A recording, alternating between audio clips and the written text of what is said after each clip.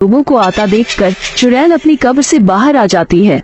अब पंडित जी गांव के लोगों को रुकने को कहते हैं और खुद मंत्र पढ़ते हुए चुड़ैल के पास आगे जाते हैं। कुछ समय से गांव के सभी लोग बहुत परेशान थे, क्योंकि रात होती ही उनको उनकी छत पर किसी के चलने का एहसास होता था। चलने के साथ पायल की आवाज भी आती थी, लेकिन डर के मारे किसी की हिम्मत नहीं होती कि वो छत पर जाकर देखे आखिर मामला क्या है। फिर एक दिन पप्पू और उसकी पत्नी गीता सो रहे होते हैं। अजी सुनिए, सोने से पहले सभी खिड़की और दरवाजे बंद कर दीजिएगा। गांव में बहुत डर का माहौल है। न जाने कौन चुड़ैल है जो लोगों की छतों पर घूमती है। कहीं वो अंदर आ गई तो। अगर आज हमारी छत से किसी की आवाज आई तो मैं खुद जाकर डंडा मारकर उसका सर फोड़ दूंगा। रात के 12 बजे उनकी छत से किसी की चलने की आवाज आने लगती है और गीता डर जाती है। अरे नौश बेटे, खोली जबान के आदमी, तेरे बोलते ही आज ये हमारी छत पर आ गई। अरे भाग्यवान, सारी हिम्मत मुझ पर ही दिखानी आती है। एक बहरोपिया चुड़ैल से डर रही है। अब देख मैं कैसे छत पर जाकर उसे सबक सिखाता हूँ। चल तू भी चल मेरे साथ में। ना बाबा ना, मैं नहीं जाती। मैं अपने पैर पर खुद ही कुल्हाड़ी क्यों मारूं? मुझे अपनी जान प्यारी है। फिर राजू छत की ओर निकल पड़ता है। छत पर पहुंचते ही राजू की आंखें फटी की फटी रह जाती है, क्योंकि वहां एक भयानक चुड़ैल खड़ी होती है। आज मुझे मेरा पहला शिकार मिला। आ गया तू, आज तो मजा ही आ गया। अब तेरे शरीर की मदद से मैं पूरे गांव पर कब्जा कर पाऊंगी। नहीं नहीं चुड़ैल जी, मुझे माफ कर दो। मेरे बीवी बच्चों का क्या होगा? मुझे माफ कर दो चुड़ैल जी। फिर राजू गिड़गिड़ाते रहता है, लेकिन चुड़ैल उसे जादुई रस्सी में बांध देती है और उसे लेकर उड़ जाती है। उसकी पत्नी गीता उसकी आवाज सुनकर खिड़की के पास आती है। खिड़की से बाहर का नजारा देखकर वो हैरान परेशान हो जाती है और रोने लगती है। हाय हाय, मैं लुट गई, मैं बर्बाद हो गई है। वो चुड़ैल तो मेरे पति को ही उठा के ले गई।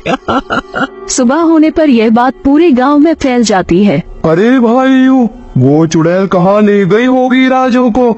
मुझे तो बहुत डर लग रहा है। मुझे तो लगता है वो राजू को अभी तक चट कर गई होगी। रात होते ही गांव के कब्रिस्तान से राजू की आवाज आने लगती है। यह आवाज सुन गांव वाले हैरान रह जाते हैं। अरे ये तो राजू की आवाज है। मुझे लगता है वो किसी मुसीबत में है। चलो भाइयों, हमें उसकी मदद करनी होगी। लेकिन भाइयों, इस कब्रिस्तान में जाएगा कौन? अरे ये क्या बात हुई?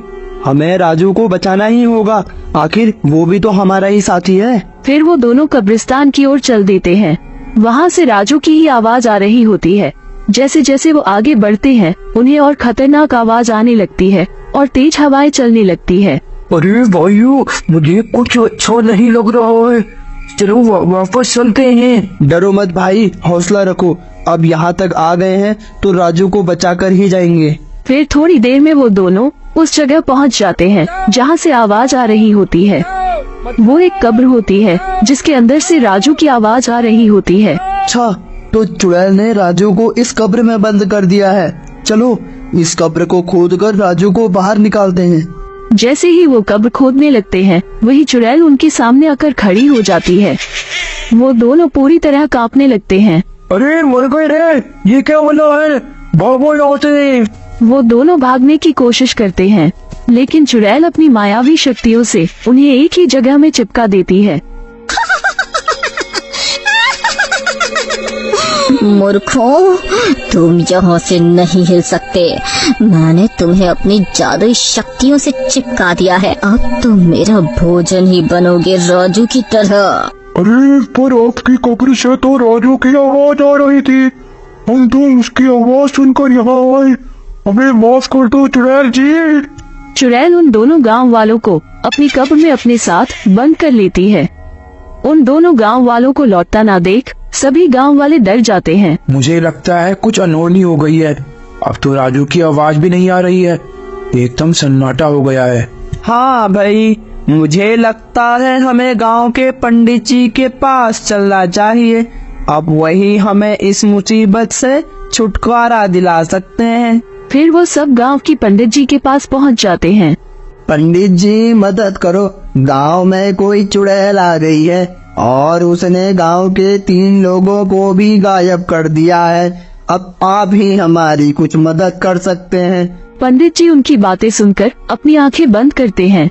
वे अपनी दिव्य शक्ति से और अपने दिव्य दृष्टि से चुड़ैल की हरकतें देख लेते हैं। फिर कुछ मिनट के बाद पंडित जी अपनी आंखें खोलते हैं। हमारे गांव में मायावी चुड़ैल का साया पड़ चुका है। किसी व्यक्ति ने कब्रिस्तान में जाकर उस चुड़ैल की कब्र में थूक दिया है, जिससे उस चुड़ैल को गुस्सा आ गया है और अब वो पूरे गांव से इस बात का बदला ले रही है। अरे पंडित जी, याद आया, कुछ दिन पहले दूसरे गांव के लोग आम के बगीचे के रास्ते वहां जा रहे थे और शायद उनमें से ही किसी व्यक्ति ने ये हरकत करी होगी। जो हो गया सो हो गया। अब हमें उस चुड़ैल को गांव से भगाना ही होगा।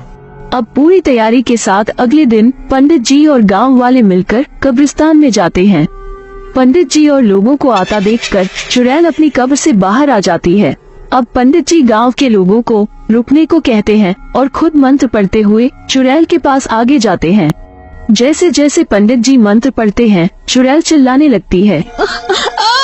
जाने दो। अब पंडित जी कांच की बोतल निकालते हैं और उस चुड़ैल को बोतल के अंदर बंद कर देते हैं। जाने दो, जाने दो। छोड़ दो मुझे, मैं किसी को नहीं छोड़ूंगी। चुड़ैल चिल्लाती रहती है। अब पंडित जी गांव वालों के साथ मिलकर उस बोतल को मिट्टी में दफना देते हैं। उस दिन के बाद उस कब्रिस्तान को बंद कर दिया जाता है।